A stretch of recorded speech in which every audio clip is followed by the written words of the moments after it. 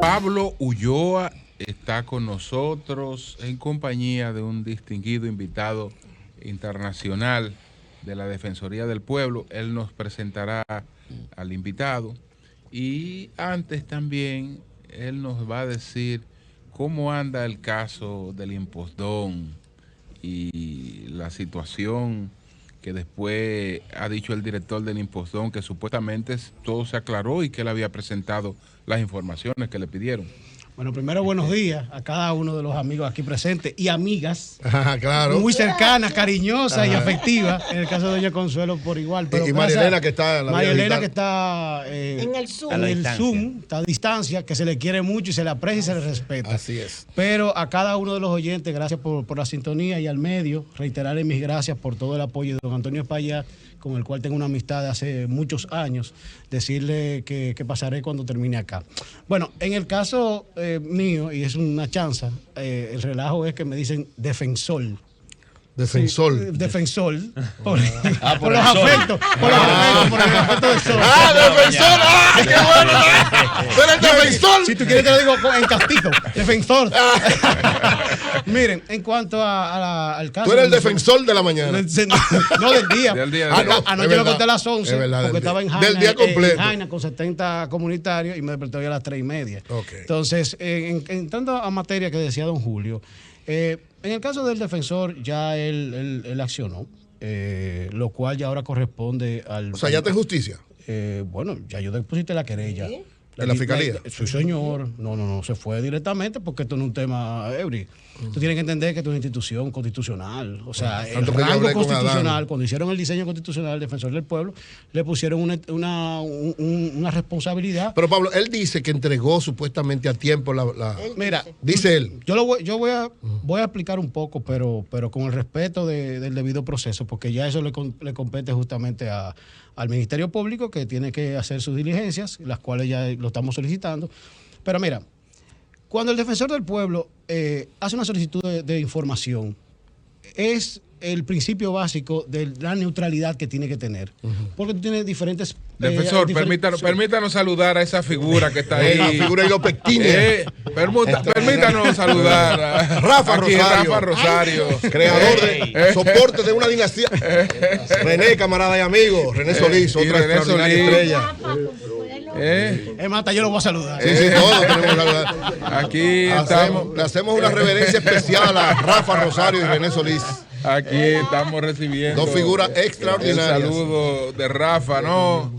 Reiterándole, como lo hicimos, toda nuestra solidaridad por la reciente partida de su viejo, que sabemos que ese vacío está ahí. Siéntate un momentito, vamos a ver para que no. Además, Rafa es bandera dominicana. Así es. Rafa es sinónimo de dominicanidad. Con su equipo. Gracias. Y sus hermanos y su familia. Gracias por recibirme primero. Excúsalo, Pablo, un minutito. Sí. ¿Cómo están los rosarios en este momento ahora y qué significó para ustedes? ¿Van a unificar más la familia? ¿Van a hacer algo especial a propósito del viejo que tú siempre has dicho que fue el responsable de que ustedes sean lo que son? Yo te digo algo. Primero, buenos días a la gente, los millones que escuchan este programa. Hablar de mi papá y la familia es algo tan inmenso para uno, porque mi papá fue un gran luchador y unificador de la familia, que hizo que esta familia se mantuviera unida haciendo la música.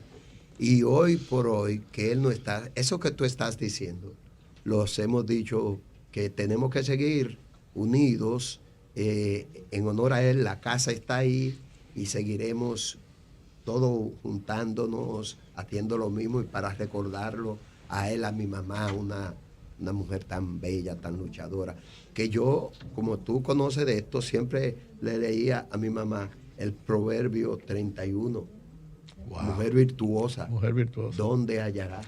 Si su estima sobrepasa las piedras preciosas. Amén, así es. Y eso era mi madre. Y mi padre, que me decía, yo tengo que trabajar, yo no soy un hombre que... que puede estar sin trabajar. Digo, papá, pero usted no tiene que trabajar, usted fue el primer inversionista. Usted es dueño de esto. Usted fue el que invirtió el primer billete cuando vendió la casita para que nosotros compráramos los instrumentos. Y que su luz siga brillando por el universo y que nos siga siempre acompañando su espíritu por lo quiera que vamos. Y lo seguiremos queriendo. Amén. Qué bueno, qué bueno. Julio, vamos a aprovechar para hacer una pregunta también. Bien breve, sí. Tu opinión sobre esto que está pasando con lo urbano, el fenómeno Toquilla. ¿Qué puede hacer la sociedad dominicana frente a eso? Yo digo algo, los urbanos. Es interesante por un lado, porque estos muchachos de alguna manera debían salir de la pobreza. Por ahí es interesante, porque ¿cómo iban a salir? Si este país se viene, esto que está pasando viene de muchos años. Se habla del descuido de la educación. Exacto. Exacto. El descuido de la educación, porque nosotros no podíamos pensar en aquel tiempo cuando uno inicia, decir una palabrita de esa, ni mencionar algo tan raro como ellos hablan y las cosas que dicen. Pero ustedes ven que cuando vemos la escolaridad, cuando vemos en las universidades que aquí estamos en último lugar, en la deserción escolar, entonces de ahí viene lo que dice Toquicha y calentura vaginal. Entonces, como yo, mira, me decía Tony el otro día, mi hermano, me decía, Rafa, ¿tú recuerdas que tú decías que eso iba a pasar? O sea, tú decías que eso iba a pasar. Yo decía que poquito a poco eso, tú verás cómo van a decir en la radio, porque es que eso se viene cociendo, eso viene cociendo y viene pasando, porque es que hay que trabajar en la educación. Trabajar muy bien. La clave. Gracias, hermano. Gracias. Atención al ministerio. Ya, atención. Meterse en lo profundo. Y ya no en veremos. el fondo de las cosas. Y yo sé que tú estás de duelo, pero sus cigarrillitos se agradecen siempre. Gracias a ustedes por permitirme estar un ratito. Gracias, Rafa. Bendiciones para ti, hermano. Bueno, y siga para adelante. Pues continuamos conversando, señores, con el defensor pueblo. Y ya aquí está también con nosotros José. Entonces, retomando para que resumamos lo de Adán Peguero. Yo hago el comentario justamente porque en el caso de lo que planteaba Eury, el diseño constitucional de la República Dominicana le confiere al defensor del pueblo el rol de extrapoder, y eso implica lo que son los contrapesos del poder. Hay que entender que el Poder Ejecutivo tiene unas características en agencias, sean ministerios, direcciones. Ahora, el defensor del pueblo tiene el principio de la neutralidad como base, y es lo que se solicita cuando se le pide al director de impostor o a cualquier funcionario, porque no es lo único que yo lo he hecho. Claro. Incluso yo tengo una situación como institución relacionada, por ejemplo, con el Ministerio de Educación, que hace 2 días duré casi 2 horas y media con el ministro, y me había reunido anteriormente con relación a las pensiones de los maestros, una indexación, y hay otros casos que yo pudiera mencionar. Ahora, el problema es cuando se niegan, e incluso por acto de alguacil, a entregar una documentación al defensor del pueblo. Ahí no es Pablo. Ahí es un tema de reivindicar una institución que está consagrada en la Constitución Dominicana y tiene un rol claro. Y eso es lo que se ha tratado de hacer con este proceso, el cual va a continuar. Porque a todas luces está que ya es un tema de justicia. En ese sentido, harán las diligencias pertinentes. Nosotros vamos a solicitar las diligencias pertinentes en el caso del Ministerio Público, pero vamos a seguir. Y ya las consecuencias están allá, y hay un elemento importante de esto y una significación para la sociedad dominicana. La buena administración pública es lo que pide la sociedad dominicana. Ya ese elemento de estar partiendo de la lógica de que a mí me pusieron una institución pública y yo puedo hacer lo que sea, hace años, desde la ley de libre acceso a la información para acá, más las reformas financieras, administrativas y de reorganización del Estado a partir del 2008, eso cambió. Ese criterio faraónico de administrar una institución pública, pero fíjense que yo soy un órgano extrapoder, ¿y qué yo he hecho? Transparencia total, ejecución presupuestaria en línea. Ningún extrapoder de este país lo ha hecho. La ley me confiere a mí el mismo salario del procurador, y si lo hago, lo voy a hacer con una consultoría de sueldo y salario. Yo no llegué a comprarme vehículos. El vehículo que yo tengo es un vehículo particular. O sea, esa es la sociedad que está pidiendo a grito que el que administra fondos públicos sea aún más transparente si fuese fondo privado, y todo el mundo sabe aquí que yo, gracias a Dios, tenía mis ingresos. Pablo.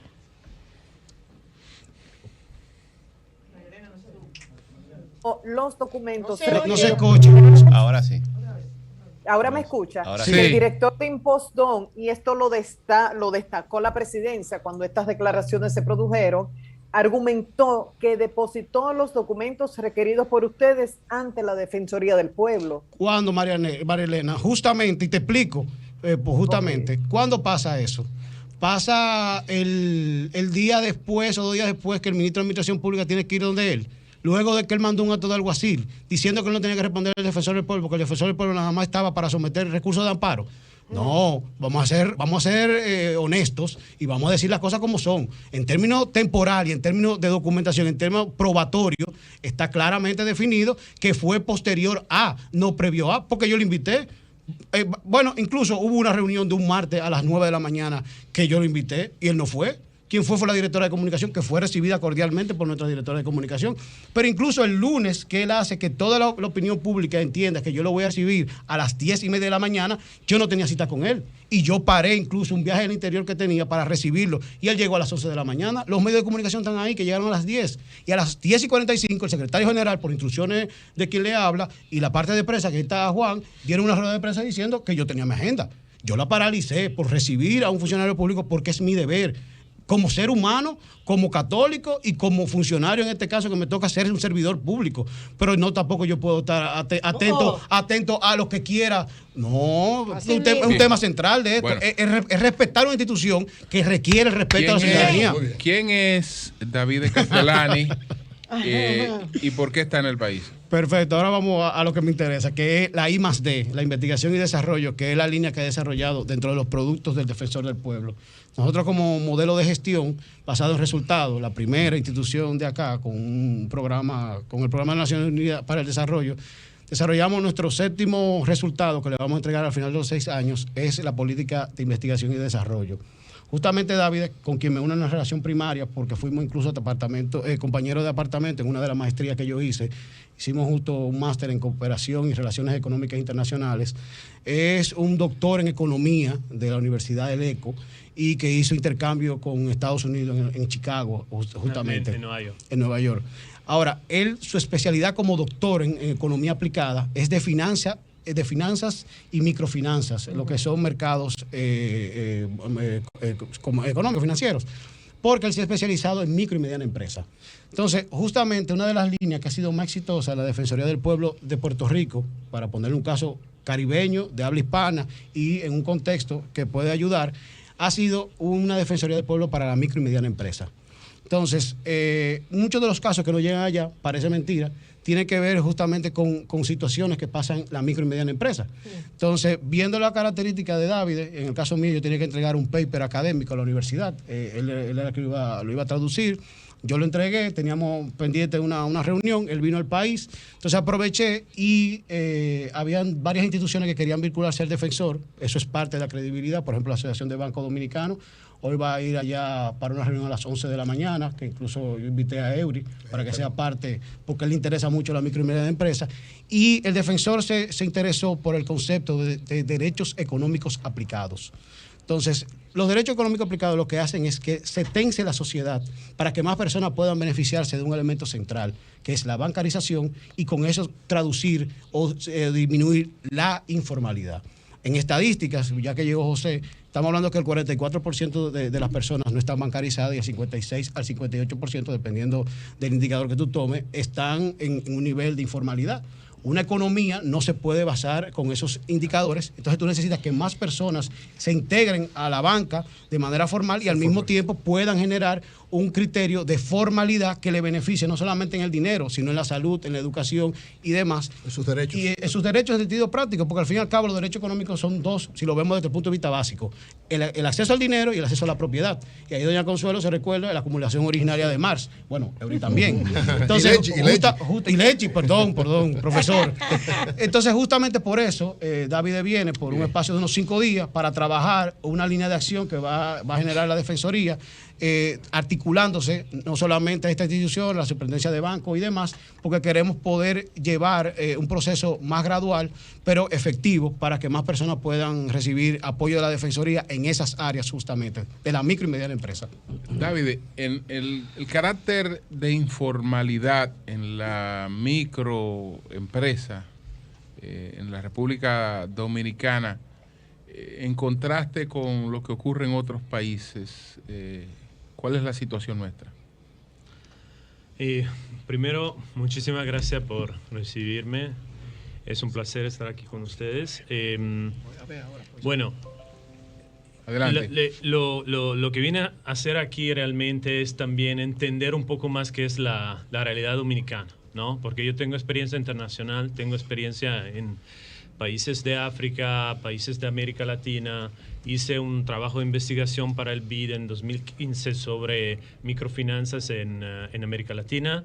¿En qué países, por ejemplo? ¿Qué países de América Latina? Instituciones. Fue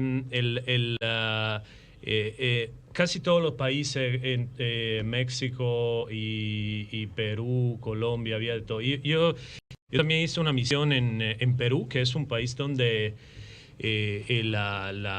hay muchísimo en temas de políticas de inclusión financiera y hay como un entorno muy con mucha innovación, ¿no? En términos de lo que está pasando. Entonces fue una oportunidad para entender un poco más. Luego hice unos estudios sobre el sistema bancario en Colombia, otro en Nicaragua, para entender un poco. O sea, que luego todo eso se va a reflejar en publicaciones científicas que tengo. Y el tema es que, vamos al tema de la informalidad. El problema es que si tú eres informal, ¿no? Eso significa que también tus flujos de cajas, todo lo que tiene que ver con tu actividad no se puede medir, ¿no? Y para el banco viene siendo una barrera muy fuerte, porque ¿cómo voy yo a calificar al cliente, ¿no? Pero al mismo tiempo no tiene solamente que ver con el crédito, tiene también que ver con otro producto. Si yo tengo que diseñar un producto, qué sé yo, de seguro, ¿no? Seguro para la empresa. ¿Cómo lo hago si no tengo información? Sí. Entonces, eso viene siendo un problema muy, muy, muy fuerte. Y se está un poco solucionando gracias a la digitalización, porque ahí hay transacciones, ¿no? Que podemos medir a lo largo del tiempo. O sea que más se va utilizando el celular para hacer transacciones financieras, más tenemos información sobre la persona. O sea, que si tú vas a utilizar tu dinero, ¿no? Eso no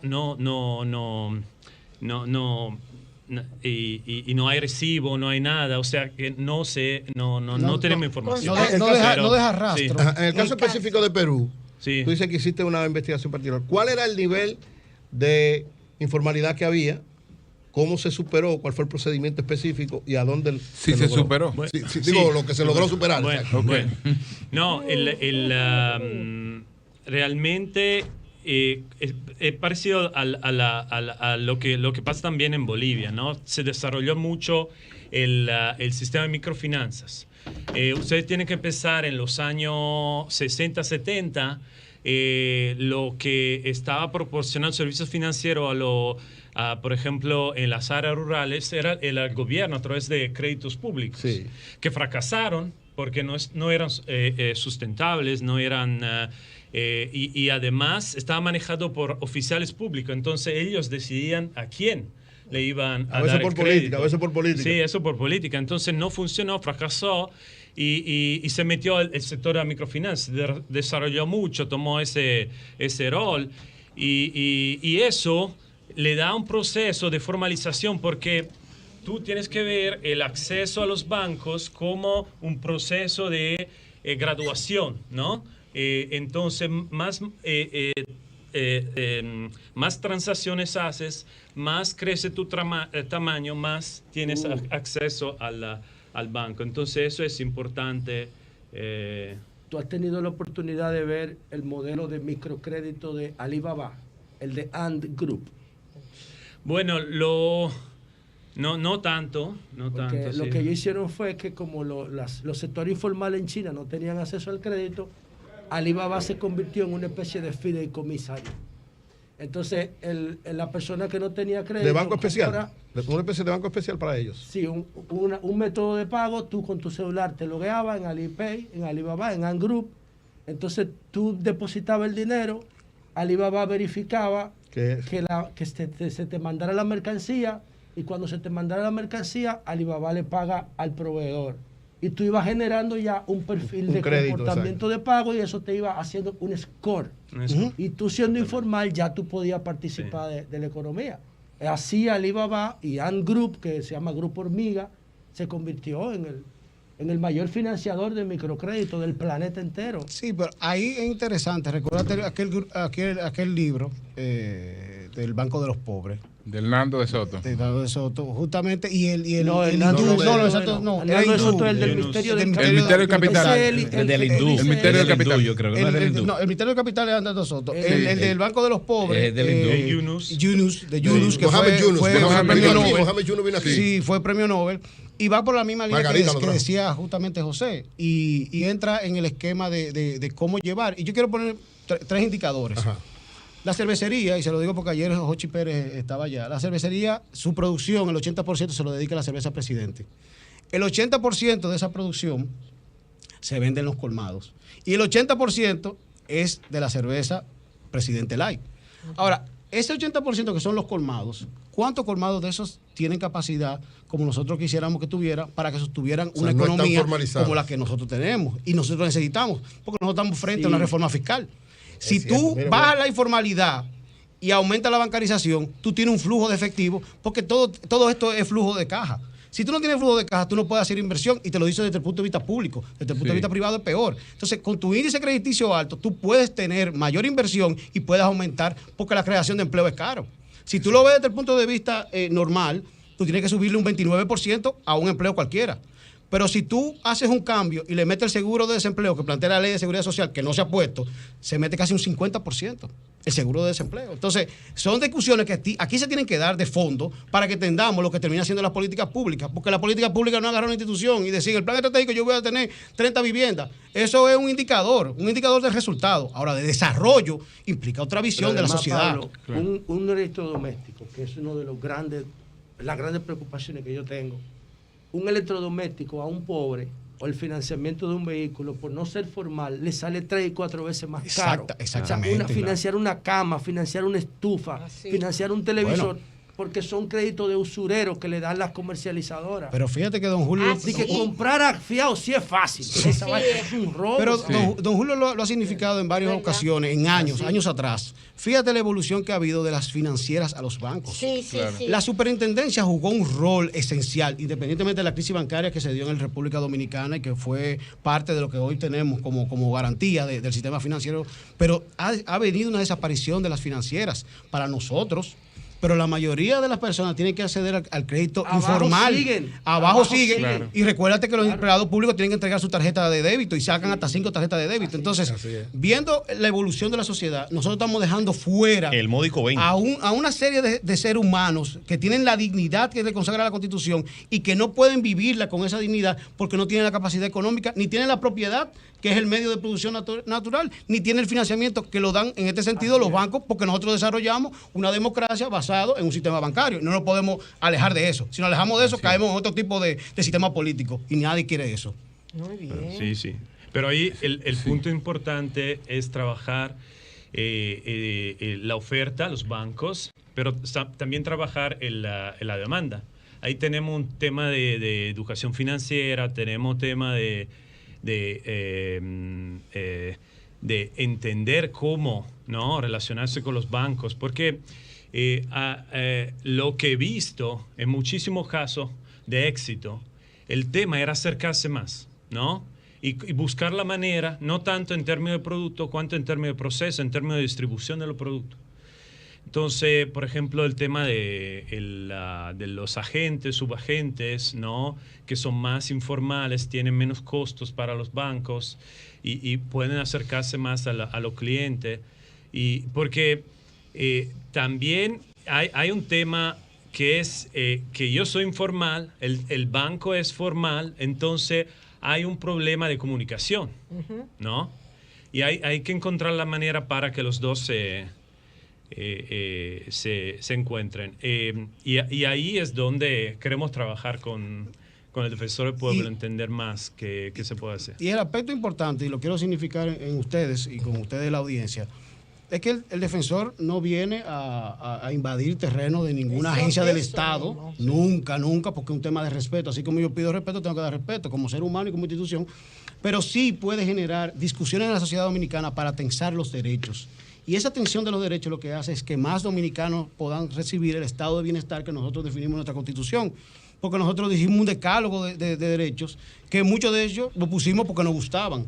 Ahora, el defensor tiene que hacer que esos derechos sean reales, sean objetivos y sean plausibles en la medida de la posibilidad económica de la sociedad dominicana. Porque también hay que ver eso desde la perspectiva de una evolución de desarrollo natural. Nosotros ahora somos de ingreso medio. Antes, hace 20 años, éramos de la cooperación internacional, nosotros te recibíamos todo. Ya dentro de 20 años, 30 años, el nivel de crecimiento que nosotros vamos y la solidez de la democracia dominicana, esperamos poder estar en un nivel superior, un estadio superior de desarrollo, y justamente son los debates que el defensor quiere introducir en la sociedad dominicana para que más personas puedan entender lo que termina siendo el estado de bienestar y por qué las instituciones públicas o el Estado dominicano tiene que jugar un rol de mediador y de equilibrio para poder generar un mercado lo más perfecto posible o eliminar las imperfecciones del mercado, como dirían los economistas. Muy bien. Sí, con razón yo voté por usted.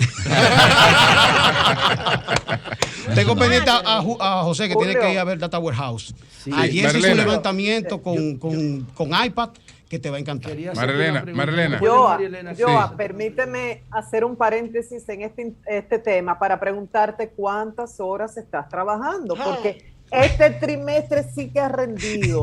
Te hemos visto en las cárceles trabajando por los desvinculados, con las casas comunitarias de justicia, acuerdos con Ciuben, la cátedra de Adriano Miguel, invitados internacionales. ¿Cuánto has rendido? ¿Cuántas horas al día estás trabajando? Te voy a responder eso para que tú veas la sincronización, que es importante cuando tú eres gerente. Yo estoy ahora mismo llegando tarde a una reunión donde están todas las personas involucradas en la parte de la lengua de señas. Está un senador, Franklin Rodríguez, que tiene un proyecto de ley, están la Asociación de Traductores, la Asociación de Ciegos, de Sordos, un abogado, porque el lunes yo estaba en el Patronato Nacional de Ciegos, visitando y inspeccionando si ciertamente se había iniciado la transformación como tal. El problema, María Elena, es que yo tomé un compromiso con la sociedad dominicana por 6 años y yo a todo el mundo le dije que luego yo me iba a criar a mi hijo. Entonces, anoche yo me acosté a las 10 y pico. Todo el que me conoce sabe que yo a las 8 estaba durmiendo. Yo normalmente me despierto a las 4 de la mañana porque yo tengo que leer de 4 a 5 y de 5 a 6 ejercicios. Y hoy me desperté a las 3 y media porque mi esposa yo estaba leyendo y me dice, tengo que hablar contigo. Yo, ¿qué pasó? Y mi esposa. Ay, cuando la mujer y, me dijo lo de María Elena, me dijo lo de María Elena. Estuvo trabajando demasiadas horas. Y yo lo que hice fue esta mañana que la llamé cuando doña Consuelo puso la canción de amor y yo la puse.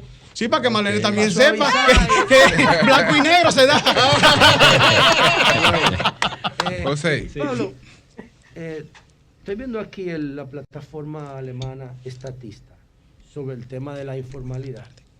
La República Dominicana está en el lugar 6 de esta plataforma que toma datos de todas las instituciones gubernamentales del mundo con 54.3. Bolivia tiene 84% de informalidad. Y Uruguay, que es el modelo latinoamericano, tiene 23. ¿Hasta qué punto el gobierno y la Oficina de Defensor del Pueblo, de Defensoría del Pueblo, trabajan juntos? Si tú le llevas un proyecto al presidente Luis Abinader, ¿hay posibilidad de que él te escuche y de que trabajen juntos? Te lo digo por lo siguiente. El Premio Nobel de Economía 2019 utilizó el condicionamiento para canalizar las ayudas condicionadas. Exactamente, las ayudas condicionadas. El gobierno tiene un paquete de ayuda, pero no las condiciona, no tiene una tasa de retorno. Si nosotros no formalizamos la familia, no vamos a formalizar la economía. Entonces, si el gobierno utilizara esos recursos para formalizar la familia y para bancarizarla, entonces pudiéramos bajar estos indicadores. Yo te doy la ayuda a cambio de que tú te bancarices, a cambio de que tú no me cojas préstamos con usurero, a cambio de que tú me planifiques los hijos. Entonces yo te voy a plantear en dos niveles. Y aquí quiero que aprovechemos para hacer pedagogía social. Aprovechando que don Julio está aquí, que trabajó tanto con don Juan y tú eras mirador de él. Mira, las políticas públicas parten de problemas que tú quieres enfrentar. Tú lo has descrito muy bien. Y yo te digo, el Defensor del Pueblo firmó convenio con Ciuben porque Jeffrey Lizardo y yo trabajamos para el BID. Y con eso yo tengo toda la metadata que yo necesito. El Data Warehouse que yo te estoy diciendo, que es creado con egresados, ni siquiera estudiantes del ITLA, y un dominicano que estudió en el Politécnico de Milán, Ciencia de Datos, Darian, que tú lo conoces. Ciencia de Datos. Ciencia de Datos. Darian Vargas, para mí, está entre los mejores tres de este país. Trabaja conmigo en liderazgo responsable. Entonces, voy a significar la parte macro y micro. La parte micro, te lo estoy diciendo con esa institución, y yo voy a firmar un convenio con Prosoli, porque el defensor tiene que ser accesible para todo el mundo. A partir de octubre, el defensor va a estar en todas las provincias y en todos los municipios con unidades de atención al ciudadano. La semana pasada abrimos una en Puerto Rico por la demanda de situaciones que tenía Puerto Rico. Yo viajé por una situación de una conferencia, aproveché y abrí. Entonces, la parte micro están esas dos instituciones que sí tienen la visión que tú estás planteando, porque ellos están trabajando con dato abierto. El punto transversal, y lo hablé ayer con Google, y el 7 voy a hablar con Microsoft y el representante para República Dominicana del Sistema de Naciones Unidas que me van a visitar, es ahora llevar ese e-government o esa data abierta de que todos nosotros como investigadores podamos trabajar. Entonces, la parte macro, Lenchi hace un mes y 3 semanas, si mal no me recuerdo, hizo un comentario relacionado con una situación en Barahona, con el Consorcio Azucarero Central y unos campesinos. Lenchi sabe, porque tiene dominio del caso, que el defensor se trasladó y se concluyó hace 2 semanas un acuerdo de 12 puntos. Pregúntame quién fue que me solicitó, lo cual lo agradezco públicamente y no es una infidencia. ¿Quién fue que me dijo que interviniera? ¿Quién? El presidente de la República. El gabinete agrícola completo estuvo en la Defensoría del Pueblo y los campesinos bajaron 4 semanas, y tengo que felicitar a un adjunto mío, Darionin, que fue el que yo le encargué, claro, dándole el seguimiento, y el IFERBO fue otra figura clave del gobierno dominicano. Yo soy el Estado, yo no soy gobierno, pero yo estoy para colaborar, para que todo el ciudadano dominicano... Así podemos bajar. No. Si tú tienes la visión, por ejemplo, el censo, yo digo que el censo no pero sirve. que, por ejemplo, pero si tú esa plataforma de informática que tú estás desarrollando en Defensor del Pueblo, el Defensor del Pueblo tiene un impacto limitado. Ahora, imagínate tú, que tú pudieras tener un data center nacional donde todos los procesos públicos se puedan verter. Y tuviéramos una capa de registro civil, una capa educativa, una capa agropecuaria, una capa inmobiliaria. Eso sería una locura. Yo te voy a poner 2 ejemplos reales. O sea, mis ejemplos son de que están haciéndose. El trabajo que se hizo ayer en la cárcel de menores, se hizo un levantamiento de casi 300 menores. Fue con tabletas. Pero no fue una tableta comprada por el defensor, fue de Ciuben. Nosotros lo que hicimos fue el API. Con el API se introdujo el instrumento se procesó, hoy va a llegar la metadata, nosotros la vamos a procesar. Cuando él dice API se refiere a un paquete de herramientas. Una aplicación que se hizo para ese levantamiento y se va a hacer en todas las cárceles. Al final, ¿qué tú vas a tener? Tú vas a tener perfiles criminológicos. Y te pongo otro ejemplo real. Darian, el que tú mencionas, en Finlandia, hizo perfiles criminológicos de pedófilos. ¿Y qué hacían con el Internet? Le ponían ganchos para que ellos cayeran, y con eso cayeron muchísimos pedófilos. Pero en Italia se reestructuraron las cárceles según perfiles criminológicos para poder poner por perfil por cárcel. ¿Y qué te da eso? Si tú quieres llevarlo a la parte macro en políticas públicas, esa es la política criminal que debiera tener la República Dominicana, que salga de la cárcel el perfil de cuál es el asesino, el violador, el vendedor de droga, no por grupo etario o ubicación geográfica, sino por sus rasgos, porque hay una teoría italiana buenísima del perfil del criminal. Pablo, eso no. Pablo, bueno, pues gracias. Te dejé a ti ese lío. Gracias a Pablo Ulloa, al defensor del pueblo. Nadie nace criminal. Gracias al doctor David Escatelani. Le deseamos excelente. Que tenga muy buena estadía aquí en la República Dominicana. Buena escogencia. Tengo que admitir que fue una magnífica escogencia. Bueno, mire, don Julio, valió la pena estos minutos tarde que voy a llegar. Me siento ancho de corazón. Dios te bendiga. Nos vemos un rato. Dios me bendiga. Pues gracias. Cambio fuera.